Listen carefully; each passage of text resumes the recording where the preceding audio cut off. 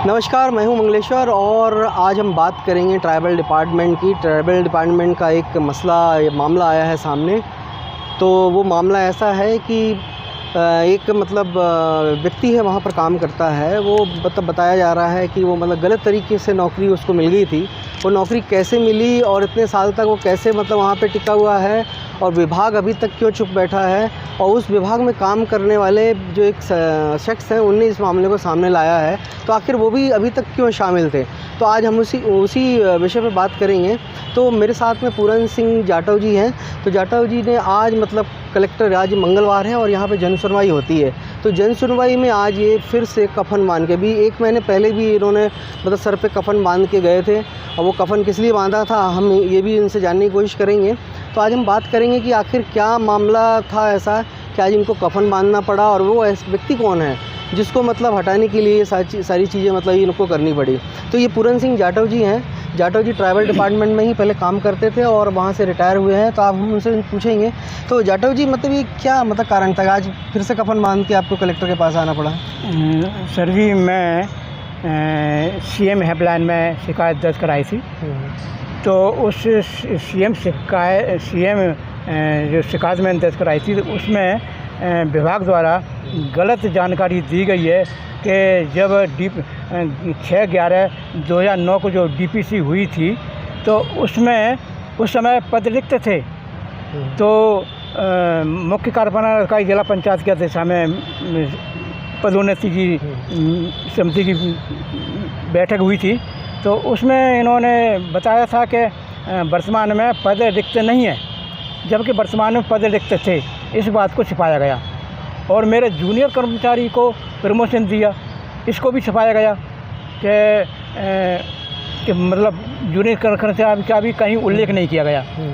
और बार बार ये CM helpline हो या जन सुनवाई की टीएल में जवाब मांगा जाए विभाग से, तो उसमें हर एक में गलत जवाब ही देते हैं ये। नहीं, तो ये इस आपके जो ट्राइबल डिपार्टमेंट में आपने इतने सालों से नौकरी करी है, जी। तो वहाँ पे किस व्यक्ति की बात कर रहे हैं जो कि इतने सालों से गलत तरीके से नौकरी कर रहा है? कौन व्यक्ति था वो गलत व्यक्ति गौतम सेन गुप्ता हैं। इन्होंने बताया था कि 1988 को इन्होंने बताया था कि मेरे पिता की मृत्यु हो गई है, और जबकि पिता की मृत्यु ही नहीं हुई थी। तो इन्होंने फर्जी तरीके से दस्तावेज बनवा करके और पेश करके विभाग में, और विभाग ने इनको अनुपका नौकरी दी थी, और विभाग ने बिना जांच के अनुपका नियुक्ति दी है इनको, बिना जांच के। तो फिर उनके पिताजी की उस समय मृत्यु नहीं थी, फिर मृत्यु कब हुई? फिर इनके पिताजी की मृत्यु हुई थी 2010 में। अच्छा। हाँ, तो ये बार बार गलत ही जवाब देते हैं। कोई भी प्रकरण हो, प्रमोशन से संबंधित हो या गौतम सेन गुप्ता से संबंधित हो, हर एक में गलत ही जवाब पेश करते हैं। तो ये इतना सारा चीज़ें आज अचानक आप सामने क्यों लेके आए हैं? आप इस डिपार्टमेंट में रहे, और डिपार्टमेंट में रहते हुए भी तो ये सब कर सकते थे। मैं डिपार्टमेंट में रह के भी मैंने शिकायत की थी। तो जब मैंने SC/SC कमीशन को शिकायत की थी, तो SC/SC कमीशन ने इनसे 1 माह के अंदर जांच कर रिपोर्ट मांगी थी। तो इन्होंने जांच कर रिपोर्ट तो नहीं भेजी, लेकिन इन्होंने मुझे जान से ख़त्म करने की धमकी दी थी। तो ये कफन आज किस लिए बांध के आए फिर? कफन मैं इस वजह के बांध के आया हूँ कि इन्होंने मुझे इतना मजबूर कर दिया है कि मुझे अपने सिर पे कफन बांधना पड़ा और शरीर पर कफन लपेटना पड़ा है। तो आज जब कफन बांध के गए आप सर पे, तो वहाँ क्या हुआ कलेक्टर के सामने? जब मैं जन सुनवाई में माननीय कलेक्टर महोदय से मिलने आया था, तो माननीय कलेक्टर महोदय तो जन सुनवाई में नहीं थे, लेकिन अपर कलेक्टर महोदय श्री मीना साहब और जिला मुख्य कार्यपालन अधिकारी जिला पंचायत से मैंने अपना आवेदन दिया था। तो उन्होंने AC साहब को बुला करके निर्देश दिए हैं कि इस पदोन्नति के संबंध में शीघ्र निराकरण करें। तो AC साहब ने क्या बोला फिर वहाँ पे? तो AC साहब ने भरोसा दिलाया है कि हाँ, मैं तुम्हारा एक प्रकरण तो मैंने सॉल्व कर दिया है और एक प्रकरण भी मैं सॉल्व कर दूँगा। तो जैसे कि पूरन सिंह जो बात कर रहे हैं कि वहाँ पे एक व्यक्ति है गौतम सेन गुप्ता, तो उन्होंने जब 1988 में जब नौकरी बताया कि हासिल की थी, तो वो हुआ ऐसा था कि ये मामला मतलब ऐसा था कि उस समय एक मतलब 88 के आसपास मतलब मंडला ज़िले के अंतर्गत मतलब जो बीजा डांडी है वहाँ पे एक बलई नदी है, उसमें एक बस गिरी थी, शादी बारात से भरी हुई बस थी। तो उसमें कई लोगों की मतलब जानें मतलब गई थी। उसमें से एक शख्स ऐसे थे कि जो इनके परिवार से रिलेटेड थे, बताया जाता है इनके ब्रदर थे। तो इन्होंने उस ब्रदर को अपना पिताजी बता दिया। इनके पिताजी एक्चुअल में डिफेंस में सर्विस करते थे। तो वो बताने के पिता के बाद मतलब अनुकंपा नियुक्ति यहाँ पे ट्राइबल डिपार्टमेंट में ली। अब सवाल उठता है कि ट्राइबल डिपार्टमेंट में डिफेंस में व्यक्ति अगर सर्विस कर रहा है तो उसको ट्राइबल डिपार्टमेंट में कैसे अनुकंपा नियुक्ति मिल सकती है। तो इन्होंने मतलब उस समय राहत के अंतर्गत मतलब जब वो इतनी बड़ी दुर्घटना हुई थी तो उसमें मतलब अर्जुन सिंह मुख्यमंत्री थे यहाँ पे मध्य प्रदेश के, और जबलपुर के जो कलेक्टर थे भागीरथ प्रसाद थे। तो इन्होंने मतलब अर्जुन सिंह जब मुख्यमंत्री थे उनके पास गए थे, उनके सामने मतलब इस चीज़ का बताया था कि भाई इतनी बड़ी दुर्घटना हो गई है और उनको राहत दी जाए। तो कलेक्टर जो भागीरथ प्रसाद यहाँ पर थे उन्होंने मतलब अर्जुन सिंह के कहने पे मतलब उनको राहत दी गई थी। अर्जुन सिंह जब मुख्यमंत्री थे उन्होंने कहा था कि भाई ऐसी त्रासदी हुई, इसमें जो पीड़ित पक्ष के लोग हैं उनको मतलब किसी प्रकार की राहत दी जाए। तो उसके अंतर्गत यहाँ पे बताया जाता है कि एक नियुक्ति मतलब दी गई थी, वो अनुकंपा नियुक्ति बोल लीजिए या फिर मतलब डेली बेसिस पे।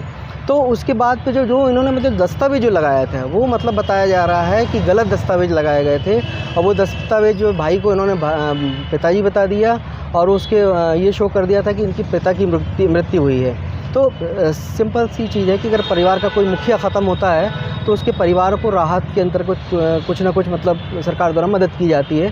तो ये मदद की गई थी, लेकिन उन्होंने जो जानकारी गलत दी, सरकार को भी गुमराह किया, सारी सिस्टम को गुमराह करके मतलब वो नौकरी हासिल कर ली। अब लेकिन 2010 और 11 में इनके पिता की मृत्यु होती है।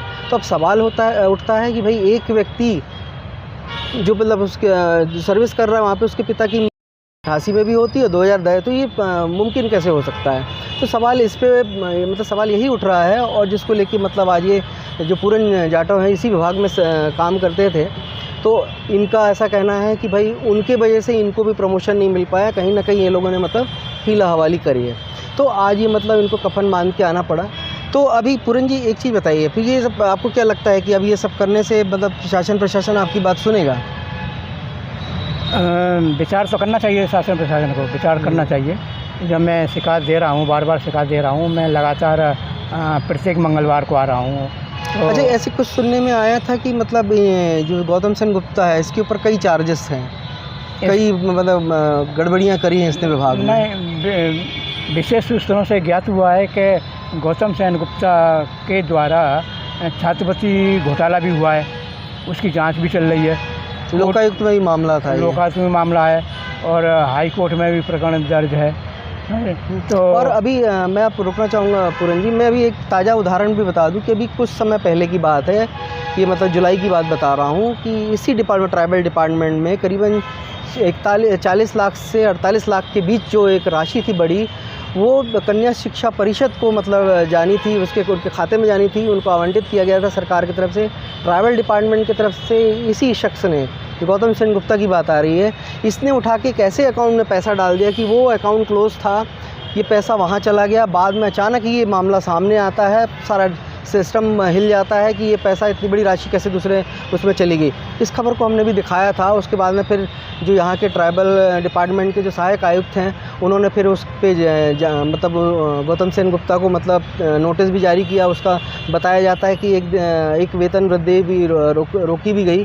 लेकिन सवाल उठता है कि इतने बड़े जो घोटाले होते हैं बैठ के, क्योंकि ट्राइबल डिपार्टमेंट घोटालों का डिपार्टमेंट ऐसा बोल सकते हैं हम, क्योंकि अगर वो जो बंद खाते में अगर इतनी बड़ी राशि डाल दी, आज नहीं तो कल अगर ये बात सामने आ गई तो पैसा वापस आ गया, अगर ये नहीं आता तो वो पैसा पड़ा रहता और ये पैसा पूरा बंदरबाट हो जाता। सारा सिस्टम मतलब जो बता रहे हैं यहाँ का जो ट्राइबल डिपार्टमेंट का, सब इस चीज़ पे चलता है। तो ऐसे करो, क्योंकि इतना बड़ा फंड है ट्राइबल डिपार्टमेंट का, सेंट्रल गवर्नमेंट इतना पैसा भेजती है, चाहे वो एजुकेशन से रिलेटेड हो या फिर जो SC/ST अत्याचार हो उसके लिए हो, राहत के अंतर्गत बहुत पैसा भेजती है। तो ये पैसा कहीं ना कहीं मतलब अधिकारी और जो कर्मचारी बैठे हुए हैं वो कहीं ना कहीं मतलब किसी चीज़ को मतलब ये घोलमाल करते हैं राशि को, और बाद में इसकी लिपापोती करके वो दस्तावेज। और दूसरी चीज़ मैं एक चीज़ और बताना चाहूँगा, यहाँ पे कई ऐसे कर्मचारी हैं जिनके दस्तावेज ही नहीं है, जिनको नियुक्ति यहाँ पे मतलब सर्विस करने आए तो उनके दस्तावेज ही गायब हैं। कई बार तो डिपार्टमेंट ने रिपोर्ट भी नहीं करी आज तक, ऐसा जानकारी मिली है। और अगर रिपोर्ट करी, उसकी जांच हुई तो वो दस्तावेज़ मिले नहीं। बताया जाता है कि या तो जला दिए गए या तो अलग कर दिए गए। अब जब इतना बड़ा मतलब मामला है इस ट्राइबल डिपार्टमेंट में, तो ये तो छोटी सी बात है कि ये मतलब ये यहाँ पे सारी चीज़ें होती हैं और हम लगातार ट्राइबल डिपार्टमेंट में ऐसी चीज़ें सामने लेके आते रहते हैं। लेकिन आज इस सेक्शन ने मतलब कफन बांध के मतलब आज अधिकारियों के पास गया, तो आज ये मतलब दूसरी बार है। पिछले बार 4 जुलाई को भी कलेक्टर के सामने ये कफन बांध के आए थे और 8 अगस्त है, आज भी ये जन सुनवाई में कफन बांध के मतलब वहाँ पे खड़े हुए उन्होंने शिकायत करी कि भाई अभी तक उस पर कुछ नहीं हुआ है। जिला प्रशासन की तरफ से एसी ट्राइबल को बोला गया है कि इसका अभी तक निराकरण क्यों नहीं हुआ। एसी ट्राइबल ने बताया जाता है कि जिला प्रशासन को आश्वासन दिया है कि साहब बहुत जल्दी इसका निराकरण हो जाएगा। लेकिन क्या लगता है कि ये वाकई में कर पाएंगे निराकरण आपकी चीज़ों का? जो मैं प्रमोशन संबंधी प्रकरण लेके आया था, तो मुख्य कार्यपालन अधिकारी महोदया जी ने कहा है कि इस प्रकरण को शीघ्र निराकरण करें। तो अगर ये नहीं होता है शीघ्र निराकरण, फिर अगला कदम क्या है आपका? तो फिर मैं जन सुनवाई में कफन बांध करके और कफन लपेट करके फिर मैं जन सुनवाई में उपस्थित रहूँगा। तो ये मतलब ये आपको लगता है कि कफन बांधने लेने से ही सारी चीज़ें समस्याओं का निराकरण होता है? ट्राइबल डिपार्टमेंट कोर्ट भी है, कोर्ट भी जा सकते हो। ट्राइबल डिपार्टमेंट ने मुझे कफन लपेटने तक के लिए मुझे मजबूर कर दिया है कि हम तुमको अभी तो तुम जिंदा लपेट रहे हो, हम तुमको मरे में अभी जिंदा लपेटवा देंगे। तो अब देखिए, अब ये मतलब पूरन सिंह बता रहे हैं कि ट्राइबल डिपार्टमेंट में ऐसा मतलब उनको ऐसा लग रहा है कि ये उनकी शब्द हैं कि मतलब मजबूर कर दिया है कि तुम तो जिंदा में लपेट रहे हो, हम तो मरने के बाद मतलब लोग तो कफन मरने के बाद ही लपेटते, लेकिन इन्होंने तो जिंदे में ही लपेट लिया है। लेकिन सवाल उठता है कि कफन मान लेने से ही नहीं, तो ये चीज़ें जब आदमी शिकायत करता है तो कहीं ना कहीं उस शिकायतों का निराकरण होना चाहिए। निराकरण नहीं होता तो आदमी हताश हो जाता है। कि आम आदमी अगर इतना परेशान होता है, ये सर्विस कर रहे थे उसी डिपार्टमेंट में, उस समय तो उनको नहीं लगा होगा, लेकिन ये जब सर्विस मतलब सेवानिवृत्त होने के बाद आए तब इनको समझ में आ रहा कि एक आम आदमी कितना परेशान होता है। तो सवाल उठता है कि ये जब डिपार्टमेंट का आदमी परेशान होता है तो एक आम आदमी कितना परेशान होता होगा। और डिपार्टमेंट में बैठे हुए वहाँ पे लोग सिर्फ पैसों की खातिर, उनको तो तौबा पैसा दिखता रहता है। तो पैसे कमाने के लिए मतलब उनको किसी की मतलब ये लाचारी या मजबूरी नहीं दिखती कि वो कितना परेशान हो रहा, उसके पीछे उसका परिवार है। तो बात इनकी नहीं है, और भी लोग हैं। क्योंकि ट्राइबल डिपार्टमेंट की बात करें या तो ट्राइबल डिपार्टमेंट में अंतर्जातीय व्यवहार, राहत राशि, छात्रवृत्ति राशि, छात्रावासों को आवंटन होता है।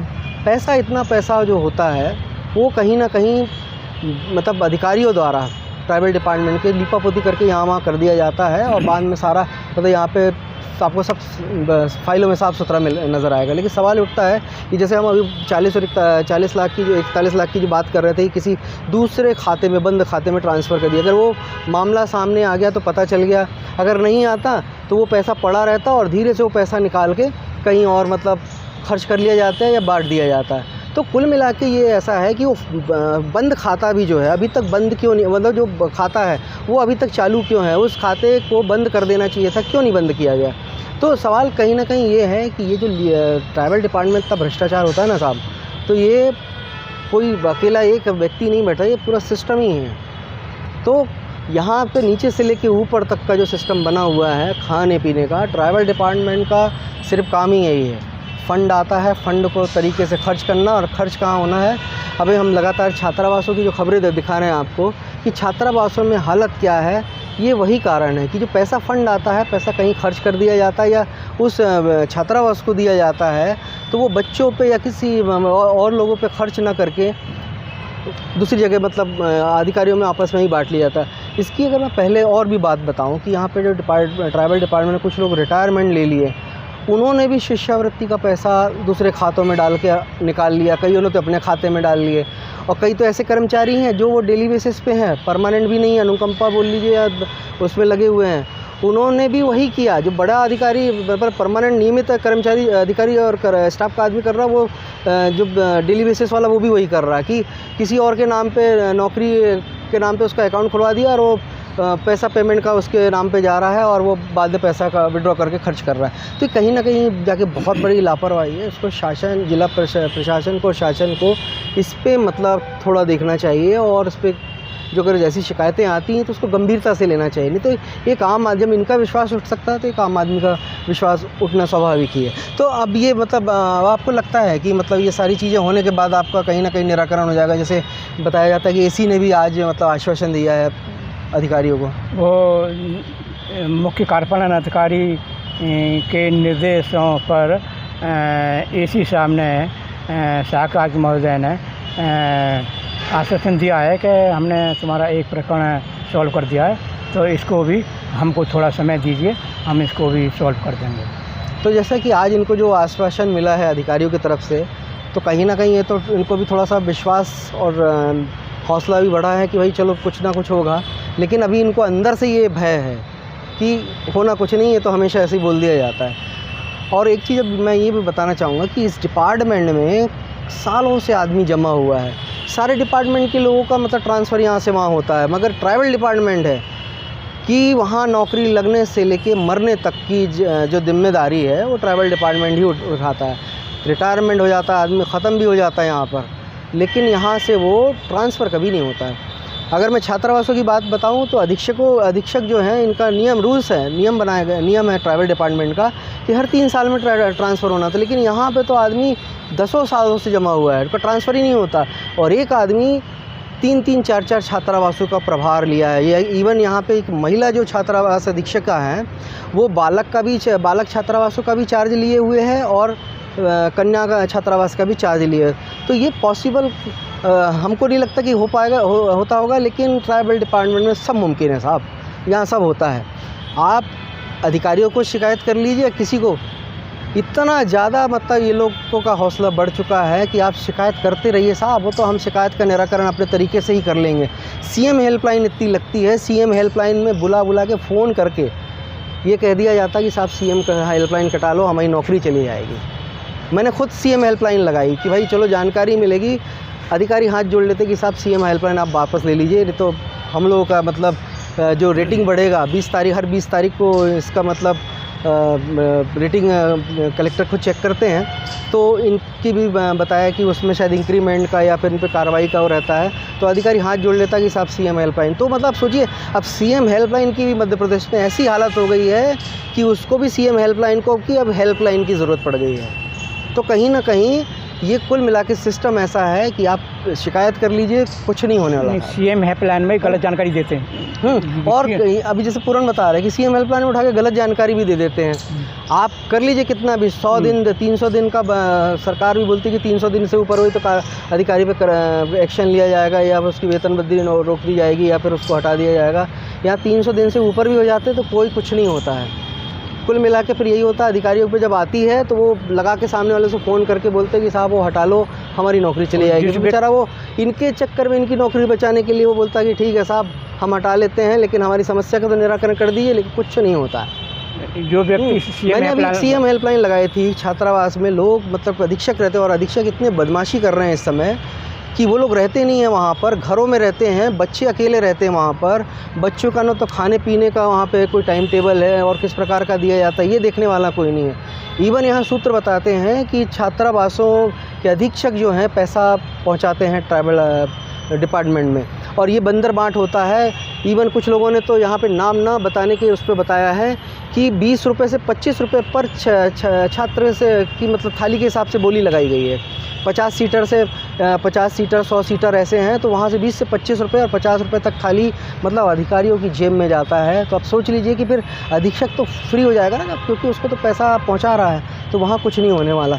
तो बहरहाल ये जो आज पूरन हमारे साथ में मतलब आए और उन्होंने जानकारी दी कि आज हमको भी थोड़ा सा लगा कि नहीं भाई आदमी परेशान होता है, आम आदमी परेशान हो ही रहा है, क्योंकि अब बेरोज़गारी दुनिया भर के इतनी ज़्यादा है कि कहीं ना कहीं इसकी समस्या का निराकरण होना, समस्या का जब हम जैसे परेशान हो जाते हैं साहब, तो फिर ये तो आम आदमी तो परेशान होंगे। लेकिन खैर सच्चाई को लाने के लिए हम लोग को परेशानी से भी गुजरना पड़ेगा, हम गुजरेंगे, और लेकिन सच्चाई को तो सामने लेके आएंगे, चाहे उसके लिए हमें कुछ भी करना पड़े। जबलपुर से ट्राइबल टाइम्स के लिए मंगलेश्वर। बहुत बहुत धन्यवाद साहब, थैंक यू है ना, आपने कीमती वक्त दिया। और धन्यवाद आपको है ना, कि आपने हमारा इंटरव्यू लिया। नहीं इंटरव्यू देखिए हमारा तो काम है साहब इंटरव्यू लेना, लेकिन सवाल ये आता है कि ये जो आप कर रहे हैं, परेशान हो रहे हैं, हमको भी लग रहा है कि नहीं इतना परेशान हो जाता आदमी, जब ज़्यादा अति हो जाती तभी ये सब करता बिल्कुल होगा। बिल्कुल बिल्कुल बिल्कुल, जो पानी सिर से ऊपर उतर जाता है ना, हाँ। जब भी व्यक्ति परेशान होकर के दफ्तरों की चक्कर देखिए काटता है। ठीक है, सत्य हताश हो सकता है, परास्त नहीं हो सकता। आप तो लगे रहिए हाँ। सच्चाई को दिखाने के लिए और सच्चाई का साथ देने के लिए हम लोग भी बैठे हुए हैं। ठीक, धन्यवाद। कहाँ तक करेंगे आप, हम लोग धन्यवाद साथ आपको, में हैं। बहुत बहुत धन्यवाद। बहुत बहुत नमस्कार, धन्यवाद साहब आपका भी, और आप लोगों का भी बहुत बहुत धन्यवाद है कि जो आप लोग इतना स्नेह और प्यार मतलब हमारे प्रति दिखा रहे हैं, और आप लोग लगातार मतलब हमको जो इतना मतलब पसंद मतलब जो कमेंट्स करते हैं, मतलब वीडियोस वगैरह देखते हैं और लाइक भी करते हैं और सुझाव भी देते हैं, तो हम लगातार मतलब ऐसी चीज़ों को सामने लेके आना चाहते हैं कि जिससे वाकई में एक आम आदमी परेशान है, क्योंकि आज उसकी सुनने वाला कोई नहीं है। सिर्फ आज ये सारा सिस्टम बना हुआ है सिर्फ दिखाने बस का है कि आप यहाँ पे शिकायत कर ली, वहाँ होता कुछ नहीं है साहब। लेकिन मीडिया का काम है कि सरकार और जनता के बीच में पुल के जैसा काम करना। हम भी आपकी आवाज़ को सरकार तक पहुंचाने का काम कर रहे हैं। अब बाकी सरकार को जब मतलब किस नज़रिए से उसको देखती है और क्या करती है वो तो वही जाने। जबलपुर से मंगलेश्वर, नमस्कार।